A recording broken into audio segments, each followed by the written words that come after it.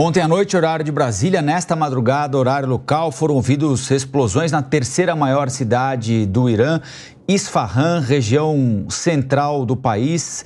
Importante porque abriga vários locais associados ao programa nuclear iraniano, centro de pesquisa, desenvolvimento militar. E hoje, sexta-feira, data dos ataques ou das explosões registradas no Irã, é comemorado o aniversário de 85 anos do líder supremo do país, Ali Khamenei. O mundo atento ao que está acontecendo naquela região, a essa resposta de Israel aos ataques do último sábado, feitos pelo Irã a Israel. Nós vamos tentar entender um pouquinho mais dessa nova página do conflito com o professor de Relações Internacionais, Danilo Porfírio de Castro. Tudo bem, professor? Bom dia. Bom dia, Colombo. Bom dia, Lívia. Bom dia a todos que nos assistem. Estamos à disposição. Professor, uma data e um local simbólicos para uma resposta israelense, né? Sim. Obviamente, a comemoração, né, da liderança máxima do regime iraniano tem ali vamos dizer, uma ação lacônica, contundente e simbólica, né? Já que o regime iraniano é um regime fundado numa ideia de senso ou moderação sacerdotal, né? Que é o Grande Conselho liderado pelo Ayatollah Khamenei. E é por isso que muitos analistas consideram o regime um regime teocrático, né? Porque ele tem 3 poderes, mas esses 3 poderes, o executivo, o legislativo, o judiciário, sempre estão sujeitos a uma ação censora ou, quiçá, moderadora, né, desse Conselho dos Guardiões, né, esse Conselho Supremo de Sacerdotes de inspiração de ligação xiita. E a ação pontual na minha opinião, Colombo, não foi uma novidade, né? O ataque por drones, né, feito contra o Irã em localidades pontuais, diga-se, centros de pesquisa, centros de desenvolvimento vinculados ao programa nuclear iraniano, já é objeto de ação histórica israelense desde 1980, desde 1982. Né? Aliás, uma curiosidade, o programa iraniano começou ainda no reinado de Reza Pahlavi, antes da Revolução Islâmica. E o principal fomentador, vamos dizer, o apoiador, aquele que transferiu tecnologia para o regime de Reza Pahlavi, era o seu aliado regional, diga-se, Israel. Então, desde a década de 80, Israel volta suas atenções, quando age contra o Irã, a esses centros de pesquisa vinculados ao enriquecimento de urânio, ao desenvolvimento de armas nucleares. Esse ataque, até olhando para o passado, foi um ataque tênue, de baixa intensidade. Já tivemos bombardeios aéreos na década de 80, na década de 90, no Irã. Né? Isso me parece que é, inclusive, uma ação, Lívia, própria da influência norte-americana, né, de conter a ação de Netanyahu para que não haja realmente o quê? Uma intensificação do conflito. Agora, professor, falávamos agora há pouco, depois de acompanharmos Antony Blinken falando lá no G7 na Itália.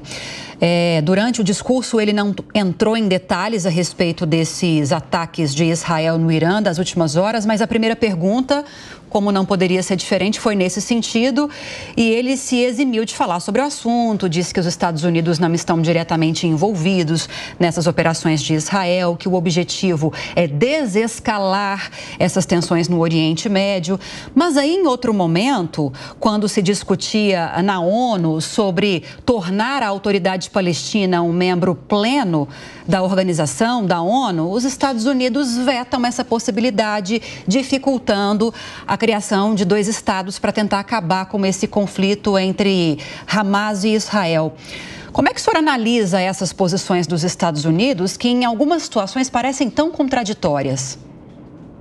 Na verdade, Lívia, nós temos que considerar que o apoio americano aos israelenses é um apoio incondicional na perspectiva da afirmação da soberania de Israel. Então, aos olhos americanos, a segurança de Israel, a estabilidade de Israel é prioritária e, portanto, neste momento, ao nosso ver, não seria o tempo propício para o reconhecimento do Estado palestino. Isso seria uma retórica ou uma ação que enfraqueceria o papel, a situação de Israel nessa região. Mas lembrando bem, o governo americano deixa muito claro que o apoio é incondicional, mas Israel não está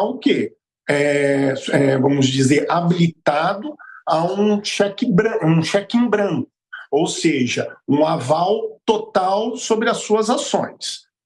Já disse isso agora há pouco, Israel já agiu de uma forma muito mais dura contra o Irã em tempos pretéritos, com o uso de aviões, com bombardeio contra essas instalações.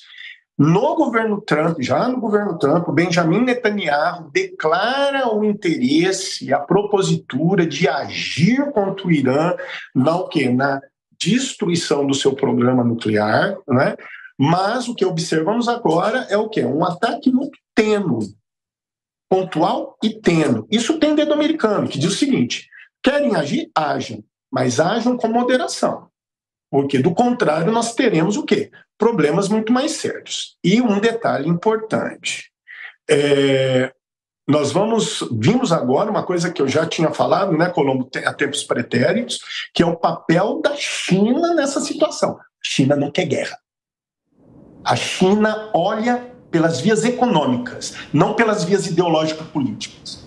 Ela não quer guerra. Agora, professor, desestabilizar essa região é o quê? É contra os interesses chineses. Desculpe interrompê-lo, mas o senhor tocou na China e o Antony Blinken foi muito direto hoje ao acusar a China de continuar municiando a Rússia na guerra com a Ucrânia. É claro, guardadas as proporções, por que a guerra no Oriente Médio não interessa de jeito nenhum a China, mas a da Europa interessa, se é que o Antony Blinken está correto no que diz?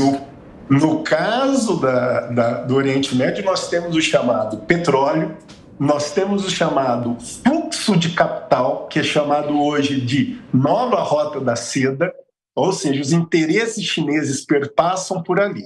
E por que manter a guerra na Ucrânia?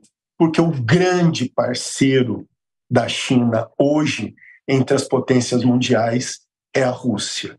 E defender a perpetuação da guerra da Ucrânia, né, é defender, aos olhos chineses, essa constituição de um novo palco político internacional, dessa nova, não gosto desse termo, mas eu vou usar, dessa nova ordem política que está sendo construída, onde a Rússia e a China, de alguma maneira, dão um recado ao Ocidente em que a expansão do seu modo de vida político ou dos seus interesses econômicos serão contidos quando esse grande grupo que se forma vê os seus interesses ameaçados. Professor Danilo Porfírio de Castro, muito obrigado mais uma vez. Boa sexta-feira. Para todos nós, esperemos que as coisas se acalmem, né? Um abraço. É isso aí. Vamos então ouvir os nossos comentaristas ainda a respeito desse assunto. Eu achei muito interessante esse ponto que você levantou, Colombo, então eu vou tocar esse assunto agora com eles também, porque no fim das contas, Amanda, tudo se resume a interesses políticos e econômicos, ao pragmatismo político e econômico, porque o Colombo destacou muito bem, né? Nós temos uma China que repudia o engrossamento das tensões no Oriente Médio, mas continua municiando a Rússia na guerra contra a Ucrânia. Essa é a explicação mais correta para uma situação como essa? Eu acho que a China tem interesses diversos, né, dependendo da parte do mundo. Acho que ela entendeu que a Rússia, o fortalecimento da Rússia como um adversário dos Estados Unidos, põe primeiro em xeque aquele entendimento do mundo unipolar que vigorou logo após a Segunda Guerra Mundial e que naquele momento havia interesses políticos e econômicos convergentes da China, né, com a Rússia. Tanto é que a Rússia e a China falam numa amizade irrestrita entre Putin e Xi Jinping, entre os dois países, em algum momento, logo depois do começo da guerra da Ucrânia. E a Rússia também só conseguiu se sustentar no jogo, a gente fala muito da Ucrânia, mas a Rússia também só conseguiu sobreviver a todas as sanções econômicas pesadas impostas por Estados Unidos e Europa, porque ela teve o apoio de outros países da zona de influência dela, Índia, China, né, o próprio Irã. Então você continua vendendo ali, tendo relações, mantendo relações econômicas, vendendo o seu petróleo para esses outros países.